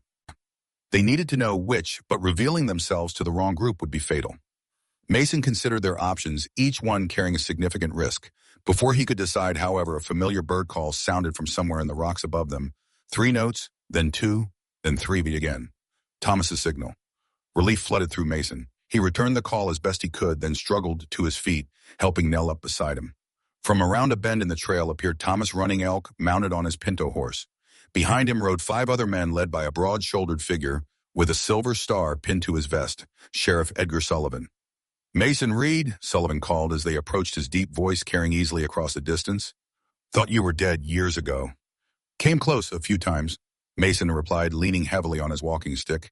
Including yesterday. Sullivan dismounted, handing his reins to one of his deputies. He was a big man with a square jaw, partially hidden beneath a neatly trimmed beard, shot through with gray. His eyes, however, were what most people remembered, pale blue and unnervingly direct, missing nothing. Thomas told me some of it, he said, clasping Mason's hand in a firm grip. Said you needed help with Clayton Mercer and his operation at Eagle Crest. His gaze shifted to Nell, assessing her in a single glance. This the Lady Eleanor Hayes, Mason confirmed. She has proof of what Mercer's been doing. Nell stepped forward, withdrawing the ledger from its hiding place beneath her shirt. 187 people, she said, handing the book to Sullivan. Names, dates, where they were taken from, how much was paid for them. Everything you need to shut Mercer down and free those people. Sullivan opened the ledger, his expression hardening as he scanned the meticulously recorded details of human trafficking and forced labor. This is enough for a hanging, he said grimly. Maybe several. There's more, Mason added. Mercer was the commanding officer of the 18th Tennessee during the war, responsible for the massacre at Willow Creek, a freedmen's settlement. Nell is a survivor. Sullivan's eyes narrowed. I remember hearing about Willow Creek, ugly business. He turned to Nell. You were there. I was a child, she replied. My mother died protecting me. Mason tried to save her, but it was too late. Understanding dawned on Sullivan's face as he looked between Mason and Nell, seeing the connection that bound them across 12 years of separation. Well, he said finally, seems like fate has a way of coming full circle. He gestured to his deputies who had remained mounted during the exchange. We've got horses for you both. Thomas said you might be in rough shape. Looks like he was right. As one of the deputies brought forward 2 spare mounts, Thomas rode up beside Mason. Glad you made it, he said simply. Was starting to worry. Had some trouble getting out, Mason replied. The understatement drawing a wry smile from his friend. Mercer's men were closer than we thought. Thomas nodded, his dark eyes serious. They're still close. Passed a group heading this way about an hour back, keeping to the high ground so they didn't spot us. Sullivan overheard this exchange and frowned. How many? 6, maybe 7 riders, Thomas reported, armed, moving like they knew where they were going. Blackwood must have told him about the rendezvous point before I... Nell's voice trailed off, the memory of killing the foreman, still fresh and disturbing. Before you did what you had to, Mason finished for her, his tone leaving no room for guilt. He wouldn't have shown you mercy.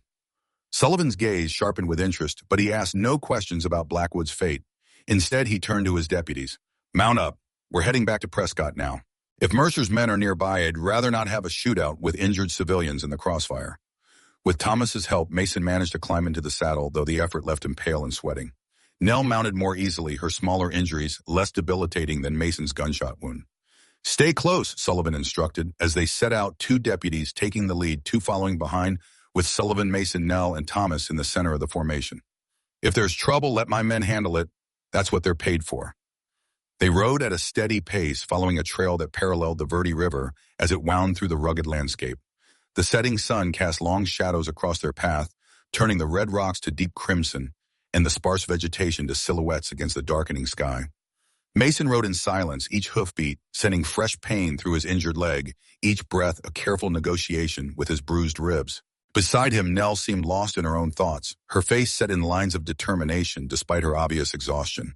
They had covered perhaps 3 miles when Thomas, who had been riding slightly ahead, suddenly raised his hand in a signal to halt. The entire party drew rein, tension rippling through them as Thomas pointed silently to a ridge overlooking the trail ahead. Sullivan squinted in the fading light, then cursed under his breath. Ambush, he murmured. They're waiting for us up there. Mason followed his gaze and saw what the sheriff had spotted, the faint glint of metal among the rocks, the unnatural stillness that betrayed men lying in wait. Mercer's men had gotten ahead of them, somehow had chosen their ground with care to intercept anyone traveling this trail. How many? Mason asked quietly. Can't tell for sure, Sullivan replied. At least 4 on that ridge, probably more we can't see. Is there another way around? Nell asked, her voice steady despite the danger. Thomas shook his head. Not without backtracking 5 miles and crossing the river. Would put us in Prescott well after dark. And give them time to set up another ambush, Mason added. They know where we're headed. Sullivan considered their options, his experienced eye assessing the terrain, calculating risks and probabilities, with the precision of a man accustomed to making life or death decisions. We could try to outrun them, he said finally. Make a dash for it, rely on speed and surprise. Not with Mason's leg, Nell objected immediately. The first hard gallop would reopen his wound. And they'd have clear shots at us from that height, Thomas pointed out. Be like shooting fish in a barrel. Sullivan nodded grimly, acknowledging the truth in both observations. Only one option left then, he said, turning to his deputies. We call them out. Show of force. The deputies exchanged glances, their expressions a mixture of determination and concern. They were lawmen accustomed to facing danger, but an ambush was different from the usual confrontations they handled. Mercer's men aren't soldiers, Mason said, reading their thoughts. They're bullies used to intimidating unarmed workers. When faced with real opposition, most will break. Most, Sullivan emphasized, but not all, and it only takes one good shot. He left the thought unfinished, but everyone understood the implication. Someone might not survive the next few minutes. I'll go first, Sullivan decided, straightening in his saddle. Show the badge, give them a chance to surrender. He turned to Mason. Keep her back, he said, nodding toward Nell. If things go bad, you two make for the river. Thomas knows where to meet you. Before anyone could object, Sullivan nudged his horse forward, emerging from the shelter of a stand of cottonwoods into the open trail. He stopped in full view of the ridge, his badge gleaming in the last rays of sunlight. This is Sheriff Edgar Sullivan of Yavapai County, he called, his powerful voice echoing across the canyon. I know you're up there. Show yourselves. For a long moment, nothing happened. Then a figure stood up from behind the rocks, a tall man in a black coat, a rifle cradled in his arms. Even at this distance, there was something commanding about his presence, an aura of authority that marked him as different from the ordinary hired guns. Clayton Mercer. Nell whispered, her hands tightening on the reins until her knuckles showed white. He came himself. This doesn't concern you, Sheriff, Mercer called down, his voice carrying the cultured accent of a Southern gentleman. My business is with the 2 thieves hiding behind your deputies. Your business is with me now, Sullivan replied evenly. I have evidence of serious crimes committed at your mining operation. Kidnapping, forced labor, murder. I'm placing you under arrest. A laugh cold and dismissive floated down from the ridge. Evidence? The word of a runaway thief and a hermit who hasn't spoken to another human in years. No jury would convict on that. Not just their word, Sullivan countered. I have your ledger, Mercer. The real one with all the names and dates, every person you've bought and worked to death, all recorded in your own hand. A long silence followed this revelation. Mason could almost see the calculations running through Mercer's mind, weighing options, considering angles, looking for a way out. Finally, the former colonel spoke again, his voice hardened with resolve. That ledger is my private property, stolen from my office. Return it now, and I might be persuaded to let this matter drop. Not going to happen, Sullivan said firmly. The way I see it, you have two choices. Surrender peacefully and face trial, or resist and face my deputies. Either way, your operation at Eagle Crest is finished. Another pause, longer this time. Then Mercer raised his hand in a signal, and suddenly the ridge came alive with movement as men with rifles rose from their hiding places, not four as Sullivan had estimated, but at least 8. I see your deputies, Sheriff, Mercer called down, confidence restored by the show of force. 4 men against my 8. Poor odds, wouldn't you say? Sullivan didn't flinch. Last chance, Mercer. Come down peaceful-like, or we'll bring you down. Mason tensed, sensing the moment balanced on a knife's edge. Behind him, he could feel Nell's presence, could almost hear her heart pounding in rhythm with his own. If shooting started, their chances were slim. Then a new voice joined the standoff, Thomas, who had ridden up beside Sullivan, while all attention was focused on the confrontation. 8 against 4 might be poor odds, Colonel, he called up to Mercer, using the man's military title deliberately. But what about 8 against 20? At Thomas's signal, figures emerged from the trees and rocks on both sides of the trail, men of various ages and backgrounds, some white, some black, some Hispanic, all armed and all focused intently on the ridge where Mercer and his men stood. Mason recognized some of them, former slaves he had helped escape through the Underground Railroad before settling in Arizona. Local farmers who had lost family members to Mercer's operation, even a few who must have been recent escapees from Eagle Crest itself, judging by their gaunt faces and haunted eyes. Thomas, Mason breathed, amazed at what his friend had accomplished. Been busy while you were at Eagle Crest, Thomas replied with quiet satisfaction. Word travels fast when people have reason to hope. Up on the ridge, Mercer's men were shifting nervously, their earlier confidence evaporating as they found themselves outnumbered and surrounded. Only Mercer himself seemed unmoved, his stance rigid with the pride that had defined his life. This changes nothing, he declared, though the waver in his voice betrayed his uncertainty. These people have no authority. This is still my land, my territory. Not anymore, Sullivan responded. And they have all the authority they need, the authority of justice too long denied.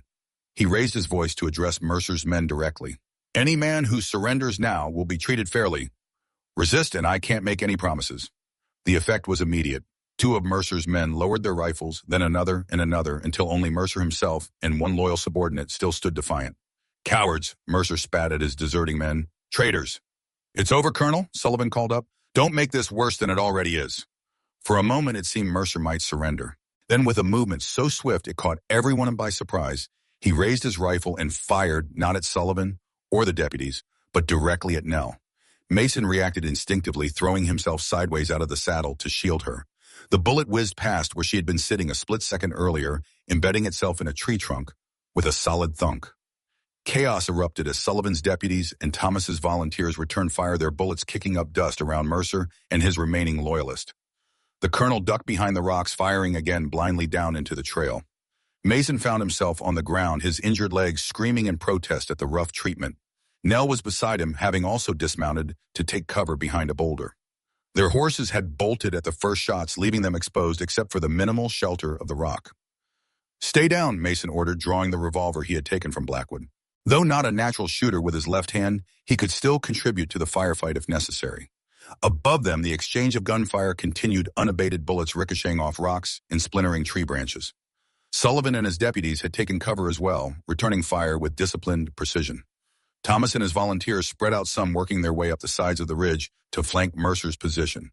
He was aiming for me specifically, Nell said, her voice tight with realization. Not Sullivan, not the deputies, Possum. You're the witness he fears most, Mason replied, the one with the strongest connection to Willow Creek. A cry from above signaled that one of Mercer's men, perhaps the last loyalist, had been hit. The firing from the ridge decreased noticeably after that, reduced to a single rifle still firing at regular intervals. Sullivan seized the opportunity, signaling his deputies to advance up the slope while maintaining covering fire. Thomas and several volunteers moved with them, creating a tightening noose around Mercer's position. The colonel continued to fight his shots, becoming more desperate as his situation grew more hopeless. Then suddenly the firing stopped altogether. A tense silence fell over the canyon, broken only by the calls of deputies confirming their positions to each other. Did they get him? Nell whispered. Before Mason could answer, a scrabbling sound from the rocks above made them both look up. Clayton Mercer was descending the far side of the ridge, having abandoned his indefensible position in favor of escape. He moved with surprising agility for a man his age, leaping from rock to rock, with the desperation of someone who knew capture meant the gallows. "Sullivan," Mason called out, pointing to the fleeing figure. "There?" The sheriff turned, spotting Mercer, just as the colonel reached the bottom of the slope and dashed toward a stand of trees where a horse must have been hidden. Deputies scrambled to cut off his escape, but they were too far away, their positions chosen for the firefight, rather than to prevent a retreat in this direction. Without hesitation, Mason raised his revolver, steadying it against the boulder. The distance was extreme for a handgun, especially in his weakened condition, but he had no choice. If Mercer reached those trees, he would escape, and with him would vanish any chance of justice for Willow Creek, for Clara, for all those who had suffered under his cruelty. Mason took a deep breath, steadying himself. He sighted along the barrel, leading the running figure slightly to compensate for distance and movement. As his finger tightened on the trigger, he felt a hand on his arm. Nell, her touch gentle but firm. "Wait," she said softly. Mason glanced at her, questioning. Mercer was almost to the trees now, seconds from escape. "Let me," Nell said, her eyes meeting his with a determination that brooked no argument. Understanding flooded through Mason. This wasn't just about stopping Mercer. It was about closing a circle, about a daughter claiming justice for her mother in the most direct way possible. Without a word, he handed her the revolver. Nell took it, her hand steady as she assumed the firing position Mason had shown. She sighted carefully, her breathing calm and controlled despite the enormity of the moment. Mason watched, sensing that something profound was happening, a transformation, a reckoning, a healing. The shot, when it came, cracked across the canyon like a pronouncement of judgment. Mercer stumbled, took another step, then collapsed just short of the tree line, his escape cut short by a bullet from the daughter of a woman he had ordered killed 12 years before. A heavy silence descended upon the scene, as if the very landscape were holding its breath in acknowledgement of what had transpired. Then Sullivan's voice broke the spell, calling orders to his deputies to secure the area and check for any remaining threats. Nell lowered the revolver slowly, her expression a complex mixture of emotions, relief, grief, a strange kind of peace. She handed the weapon back to Mason without looking at him, her gaze still fixed on the distant figure lying motionless by the trees. "It's done," she said simply. Mason nodded, understanding all that those two words encompassed. "Yes," he agreed, "it's done." Thomas approached them, concern evident in his face as he took in Mason's worsened condition. "Need to get you to a doctor," he said, kneeling to examine the leg wound, which had indeed reopened during the chaos. "Both of you." As he worked to rebandage the injury, Sullivan joined them, his weathered face grave but satisfied. "Mercer?" Mason asked, though he already knew the answer.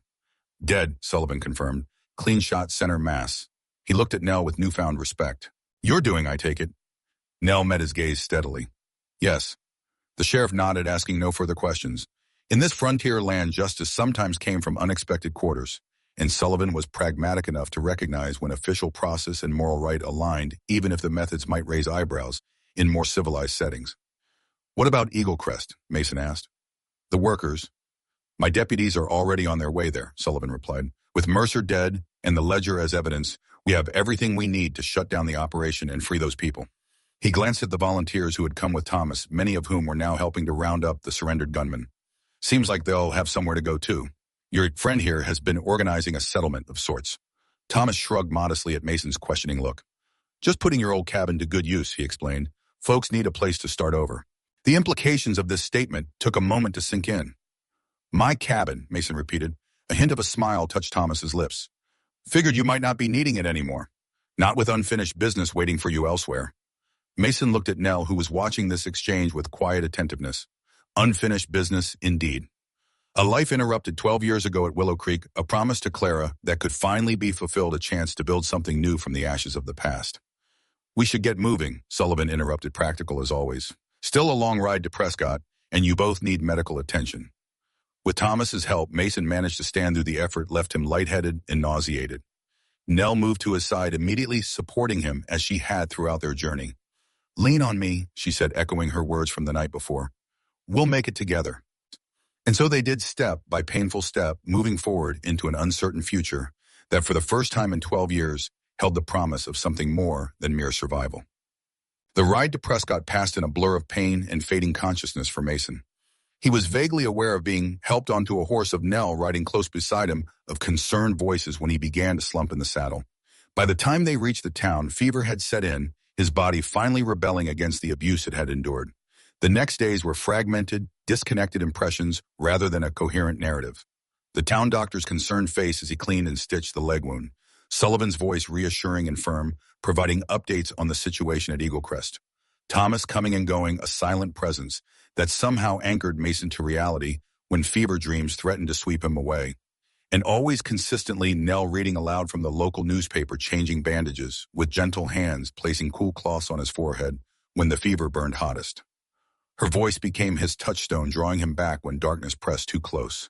On the 5th day the fever broke, Mason woke to find sunlight streaming through the window of an unfamiliar room, clean, simply furnished, with the sounds of a busy town filtering in from outside. For a moment he lay still, orienting himself to this new reality. "Welcome back," said a quiet voice from beside the bed. Mason turned his head to find Nell sitting in a chair nearby, a book open in her lap. She looked different, rested clean, wearing a simple blue dress that someone must have provided. Her dark hair was neatly braided, falling over one shoulder in a thick rope that caught the sunlight. "How long?" Mason asked, his voice rough from disuse. 5 days, Nell replied, setting aside her book to pour him a glass of water from a pitcher on the bedside table. "The doctor wasn't sure you'd make it. Said the wound had festered, that you'd lost too much blood." Mason accepted the water gratefully, the cool liquid soothing his parched throat. "Eagle Crest?" he asked after a moment. "Shut down," Nell reported with satisfaction. "Sullivan's deputies freed everyone. 187 people, just as the ledger said. Most have already left for California or other territories. Some stayed, though, gone to the settlement Thomas is organizing." "At my cabin," Mason said, remembering this detail from before. Nell nodded, a smile touching her lips. "He's expanded it considerably. Built new structures, planted gardens. Says it's becoming a proper community." Mason absorbed this information, finding that the idea of others using his solitary refuge didn't bother him as much as it might have once. And Mercer's men, the ones who surrendered, are in jail awaiting trial. Some will hang, others will serve time. Nell's expression sobered. "They found Blackwood's body where I left him. Sullivan recorded it as a justifiable homicide in self-defense. No charges." The matter-of-fact way she related these details spoke volumes about how much she had changed in the short time since Mason had found her stumbling through the Arizona hills. The frightened, wounded woman was gone, replaced by someone stronger, more certain of her place in the world. "And you?" Mason asked. "What happens now?" Nell was quiet for a moment, considering the question. "Sullivan offered me a position teaching at the new school they're building here in Prescott," she finally said. "Said they need educated women willing to work with children from all backgrounds." "You'd be good at that," Mason observed. "Your mother would be proud." A shadow crossed Nell's face at the mention of Clara, but it passed quickly, replaced by a gentle acceptance. "I think she would," she agreed. "It's what she wanted to do herself before." She didn't need to finish the thought. Before Willow Creek, before Mercer in the 18th Tennessee, before everything changed. "What about you?" she asked, turning the question back on Mason. "When you're healed, will you go back to the hills?" It was the same question she had asked the night before they infiltrated Eagle Crest, but now it carried different weight. Then it had been theoretical, a consideration for a future that might never come. Now it required a real answer, a decision about what remained of his life. "I don't know," Mason admitted, the honesty somehow easier now than it had been before. "Spent 12 years hiding from the world. Not sure I remember how to live in it." Nell's expression softened with understanding. "Maybe you don't have to figure it out all at once," she suggested. "Maybe it's enough to just take the first step and see where it leads." The wisdom in her words struck Mason forcefully.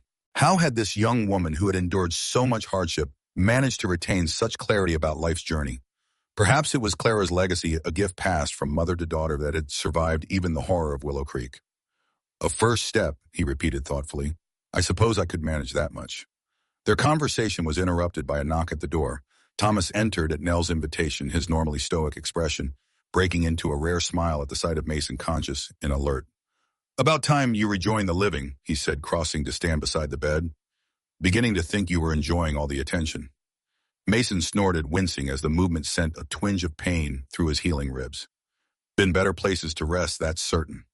Thomas chuckled, then grew more serious. "Brought some news you'll want to hear," he said. "Sullivan got a telegraph from the territorial governor. Eagle Crest Mine is being officially deeded to the former workers as reparations. Land, buildings, equipment, and all of it."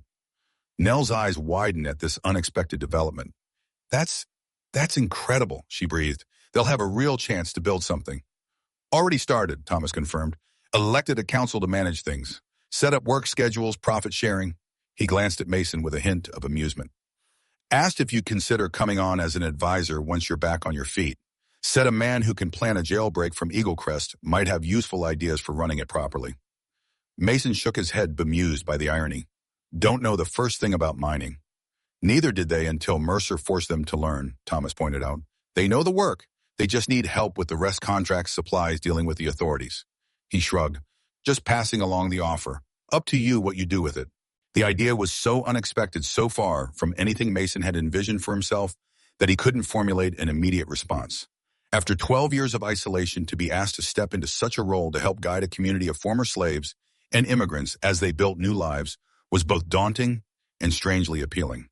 Think about it, Thomas suggested, reading Mason's conflicted expression.